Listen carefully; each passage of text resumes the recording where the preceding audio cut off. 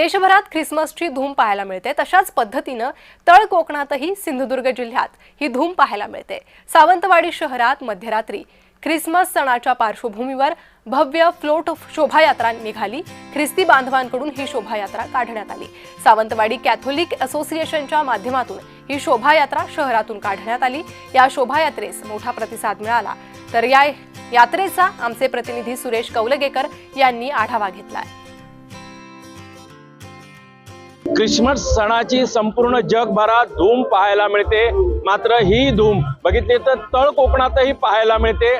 सिंधुदुर्ग जिल्ह्यात सावंतवाडी येथे मोठ्या प्रमाणात जे ख्रिस्त बांधव आहेत यांनी आज जी ख्रिसमसच्या निमित्ताने नाताळच्या निमित्ताने ही अशी भव्य अशी एक रॅली काढलेली आहे। यामध्ये विविध ठिकाणावरून हे जे सगळे ख्रिस्त बांधव आहेत ते एकत्रित जमले आहेत आणि प्रत्येक जण आपल्या आपल्या पद्धतीने ही जो रॅली आहे ती काढलेली आहे। याच्यामध्ये विविध ख्रिस्त जन्माचे देखावे असतील यांचा समावेश आहे। त्यामुळे कुठेतरी बघितलं तर एक वेगळा पेहराव ख्रिस्त बांधवांचा दिसतोय आणि याच्यातून हे मोठ्या प्रमाणात जे ख्रिस्त बांधव आहेत ते एकत्रित येऊन इथे मोठ्या पद्धतीने रॅली काढलेली आहे। जवळजवळ बघितलं तर 1 ते 1.5 किलोमीटर लांबीची ही रॅली आहे। याच्यामध्ये जे जुनं बँजो पथक आहे तेही पाहायला मिळतं आणि यांचे जे धर्मगुरू आहेत ते आणि ख्रिस्ती बांधव हे हजारोच्या संख्येने सहभागी झालेले दिसते। त्यामुळे सिंधुदुर्ग जिल्ह्यात बघितलं